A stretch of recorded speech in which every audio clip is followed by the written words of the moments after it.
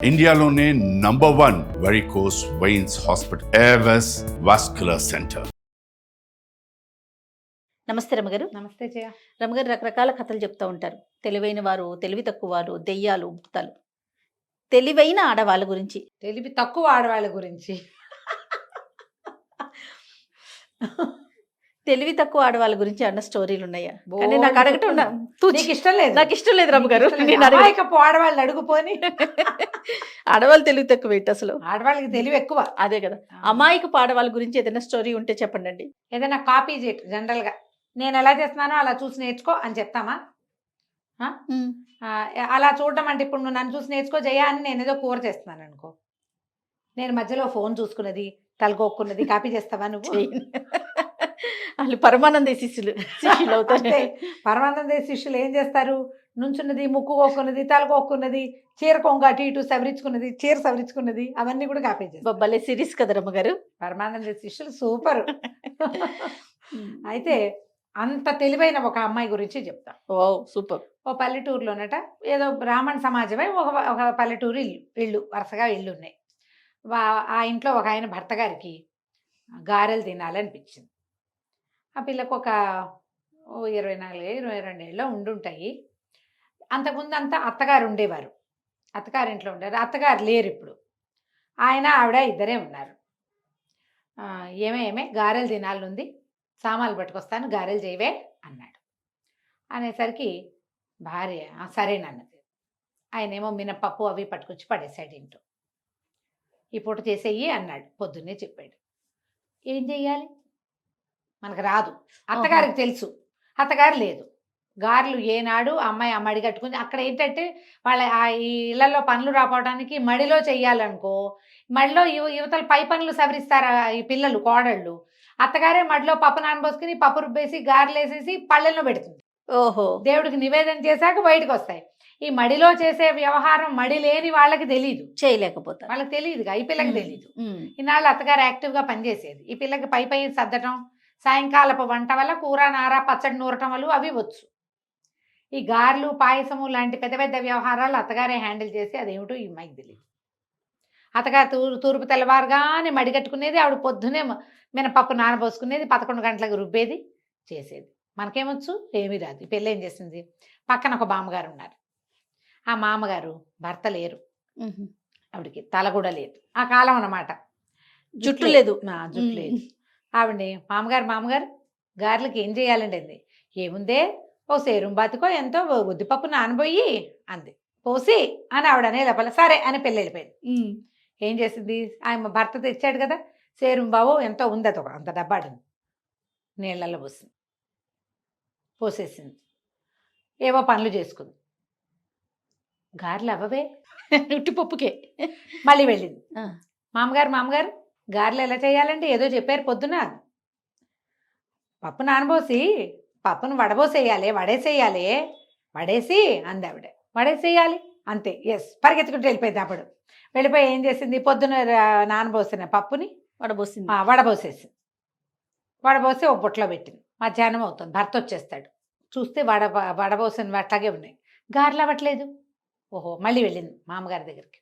మామగారు గారెలు అన్నారు, వడపోసానండి, గారెలు అవ్వలేదని. దీంతో పదేగా దాన్ని అని ఈవిడ చెప్పే లోపల అది వింటల్లా. ఆవిడకి ఒళ్ళు మండిపోయింది. పిల్ల నేను పొద్దున పూట పనిలో ఉంటా, మడి కట్టుకుంటా, దేవుడి పని ఏదో ఉంటుంది నాకు. ఇంట్లో పని చేసుకోవాలా, మా ఇంట్లో ఎవరు లేరా, నేనే వాకిలు ఊడ్చుకోవాలి, నేనే వాకిలు కసు ఊడ్చుకోవాలి, ఆవుకు పాలు తీయాలి, ఇన్ని పనులు నేనే చేసుకోవాలి. ఇది 3 సార్లు పిలుస్తుంది, అది పిలిచిందని నేను గోడ దగ్గరికి వెళ్తాను, చెప్పే మాటేమో విందు, దీనికి ఇంత కావరమా అనుకుని రోగం కుదర్చాలని ఏముంది, పప్పు ఎంత పోసావో అంతకు 2 ఇంతలు నీళ్లు పోసి పొయ్యి మీద పెట్టు, వస్తాయి గారెలు అని వెళ్ళిపోయింది. ఆవిడ ఇదంతా ఆలోచించి ఏం చేసింది? అలాగే అన్నము కూర వండేసింది, పక్క పెట్టింది. ఇంకా గారెలే కదా, మినపప్పు ఎంత పోసాం? సేరుం బాతిగా 2 సేరుం బాతికలు నీళ్ళు పోసి గిన్నెత్తి పొయ్యి మీద పెట్టింది. పొయ్యి ఆరేదాకా ఉంది. గారెలు అయిపోతాయి అనుకుంటుంది. మూత పెట్టేసింది. మనకి ఇప్పుడు గ్యాస్ స్టవ్ అనుకో, కళపెళ్ళలాడి కొంతసేపటికి పళ్ళెని తోసేసి నురుగొచ్చేస్తుంది. అవును. పూర్వకాలపు పొయ్యిలు ఏముంది, మనం ఎగసం దొరికిపోతే మంట నిదానంగా చల్లారిపోతుంది.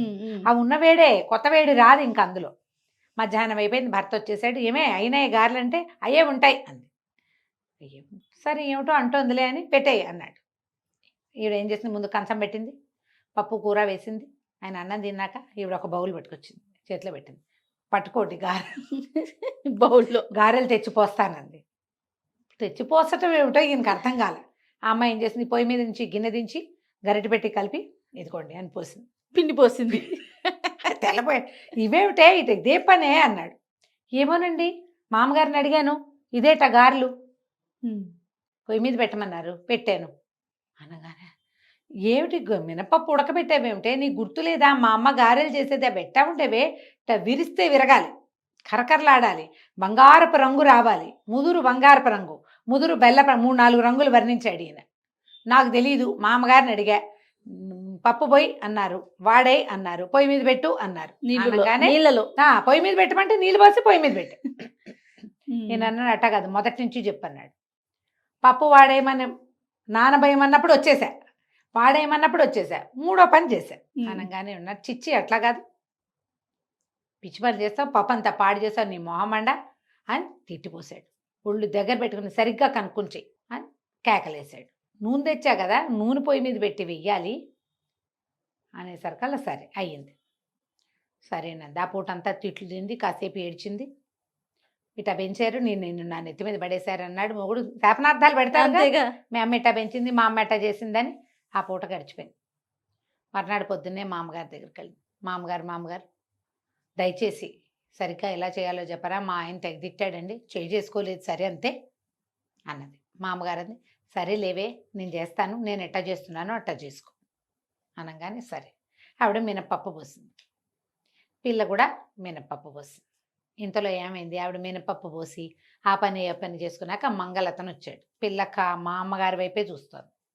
మంగళతను వస్తే ఆవిడ ప్రతి 2 నెలలకు ఒకసారి తల నున్నగా చేయించుకుంటారు పాపం, పాతకాలం కదా. వాడొచ్చి మంగళరత్నం వచ్చాక తల నున్నగా చేయించుకుని ఆవిడ బావి దగ్గర నీళ్ళు పోసుకుని నెత్తిమీద ముసుకేసుకుని కూర్చుని పప్పు రుబ్బారు. తర్వాత అది చూస్తూనే ఉంది. పప్పు రుబ్బిన తర్వాత పొయ్యి మీద నూనె పెట్టి గారెలు వేశారు. సేమ్ డిట్టో మామగారు లాగానే చేయాలి. ఈ అమ్మాయి ఇంట్లోకి వెళ్ళింది, పప్పు గదిగా అక్కడ పెట్టుకుంది. తర్వాత ఒక కుర్రాడు వాకిట్లో వెళ్తుంటే, ఒరే మంగళబాయిని కేకేసుకురారా అంది. వాడెవడో వచ్చాడు. వచ్చాక మామగారు ఏం చేశారు, పెరట్లో కూర్చుని పెరట్లోకి రారా. వాడికి అర్థం కాలే, ఏం చేస్తున్నామో తెలియటల్లా. కానీ ఆవిడ తల తీసేయరా అంది. అయ్యింది. అక్కడి నుంచి స్నానం చేసింది బావి దగ్గర. మామగారు బావి దగ్గర స్నానం చేశారు. ఈవిడ కూడా చేసింది. అక్కడి నుంచి ఒక తెల్లటి చీర అత్తగారిది ఉంది లోపల,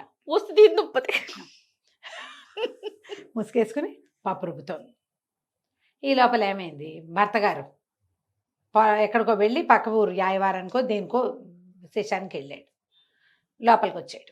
వస్తే వెనక నుంచి చూసేసరికల్లా పొయ్యి దగ్గర రోల్ దగ్గర కూర్చుని పప్పు రుబ్బుతున్న వాళ్ళు కనపడ్డారు. వెనక నుంచి చూసాం పక్కింటి మామగారు అనుకుని, అదేమిటే తయారు అట్టా చేస్తున్నావు, పక్కింటి మామగారిని అడిగి చేయించమన్నాను కానీ మామగారినే కూర్చోబెట్టి చేయిస్తావుటే అన్నాడు. అనేసరికల్లా ఈవిడమ్మ ఏం చేసి వెనక్కి తిరిగి, మా అమ్మగారితో ఎందుకు చేయిస్తానండి, ఆవిడ చెప్పినట్టే చేస్తున్నాను, నేనే చేస్తున్నా కాదు అంది. నిర్కాంతపోయాడు. ఏమిటా ఈ తెల్లచీర ఏమిటా నువ్వు అన్నాడు. తీరా చూస్తే జుట్టేది, జుట్టు లేదు, బొట్టు లేదు, కూర్చునుంది. బొట్టు మామగారు పెట్టుకోలేదు. ఆవిడ ఏం చేస్తే అది చెయ్యాలి కదా. అదే కదా. నిర్కాంతపడి పోసి, నీ కడు పొడక ఇట్లా తయారయ్యేమేమిటి, పునిస్త్రీ దానివి, ఇదేమిటే అన్నాడు.